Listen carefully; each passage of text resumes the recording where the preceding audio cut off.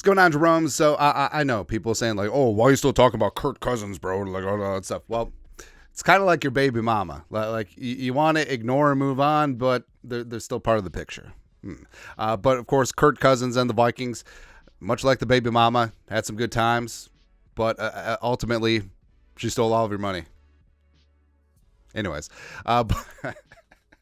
but Kevin McConnell, Kwesi Adofo-Mensah hitched their wagons to Kirk Cousins for 2 years. But again, I love and respect the way that Kwesi basically said to Kirk, hey, we would like you back, but we're not going to give you big-time guaranteed money coming off that Achilles, and you're going to be 36, and also we're not going to give you multiple guaranteed years. And, Kevin McConnell, probably would have preferred to have him back, but he's not the guy holding the purse strings. Kwesi was and made a decision, and Kurt ultimately left. Taking a 4-year, $180 million deal with the Atlanta Falcons with $100 million guaranteed over 2 years and change, and then he became the Tin Pot Waffle House dictator. Scattered, covered, and blah, blah, blah. Yeah, all that stuff. And you can just hear him at the draft party. Y'all. Yeah, here, man. But then, of course, the most amazing story of the first round of the draft is the Falcons just shocking the world, taking Michael Penix Jr., dropping piss missiles from UW. I love it, man. I love it. So the first opportunity that they have, they draft Kirk Cousins' replacement. And basically they're just like, yeah, I like prison food and Penix. And now, of course, they have this standoff because Kurt, his window is closing, and then they just spent $100 million guaranteed. And Penix, Penix is going to be 24. Penix is older for a rookie, and are you going to really ride things out for a couple of years? This is not like the Aaron Rodgers, Jordan Love situation, given the age, given draft pedigree, given everything. And also, you just signed Kurt. It wasn't like he's a disgruntled veteran that you're trying to run off like the Packers and Rodgers, right? Long story longer. So Burt Breer over at the Monday Morning Quarterback, so he had some very interesting nuggets about the dynamics between the Vikings and Kurt as well as Penix. I do have one last take on the Atlanta Falcons handling of the quarterback situation, and that's that I would 100% understand if Kirk Cousins is still stinging a bit from the whole ordeal. Here's why. Reason he decided to leave Minnesota is because the Vikings were very upfront with the 35-year-old about the possibility that even in the case he stayed, they'd take a quarterback of the future high in the draft. Tying that together with the team's willingness to guarantee part of, but not all, of a second year on another contract, Cousins figured that if he stayed, there would be a good shot that he'd be on the move in 2025. And well, hold on. Like, does Kurt know that Julie's from Atlanta? Like, does he know that she's from Georgia? I don't know. I know Cousins appreciate how open the Vikings were about their draft strategy, even if it meant him leaving. So basically, again, I love and respect Kwesi and Kevin O'Connell. They're just like, hey, we'll have you back. It won't be for the guaranteed money or the length that you want. Also, we're going to be drafting your replacement. And then Kurt was like, okay,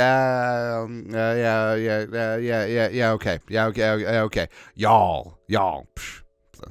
So if you were him, how would you feel when the call came as the new team was on the clock to explain how the Falcons were taking his heir apparent Michael Penix Jr. with the 8th pick? Now, I do understand why Atlanta felt the need to keep it quiet and why GM Terry Fontenot's experience in New Orleans in 2017, when the Chiefs knew the Saints coveted Patrick Mahomes and jumped ahead of them to go get him, marked the decision not to tell Cousins of their plans, because it probably would have leaked. And also, Cousins' agent coming out and putting out a statement saying that we were blindsided, they didn't call us before they were on the clock, just makes everyone look like idiots. Still, it had to be a crappy call to take if you were Cousins, considering the basis of the decision you'd made 6 weeks earlier. Oh, it's a crappy decision. The Falcons, $100 million fully guaranteed, and he didn't have to sign there, even though there weren't really any other options. Did they know that Kurt's wife is from Georgia? But the business is the business. How do you think RG3 felt when they traded everything to draft him at 2, and then their second pick after they took him, they drafted Kirk Cousins in the 4th round? Like, how does he feel? The business is the business is the business. And I'm sorry, because they cut you a check that they're supposed to treat you all pampered and stuff, and you're different than the rest of the guys on the rooster? Please, man. I think they'll be able to get past it because head coach Raheem Morris is a phenomenal relationship guy and Cousins is an adult. But if there are early bumps in the season, this one will be interesting to watch. Now, You already know what's going to happen. 100 bajillion%.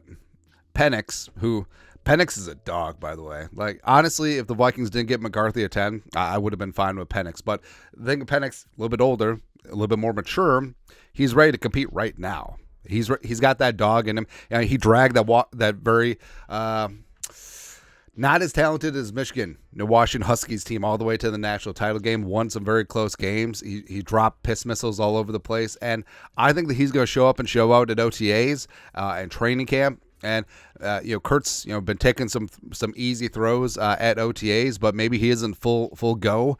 He definitely isn't going to play in preseason in all likelihood. So maybe Penix gets out there with the ones, looks really damn good, and is basically going to dare the Falcons to be like, hey, go ahead.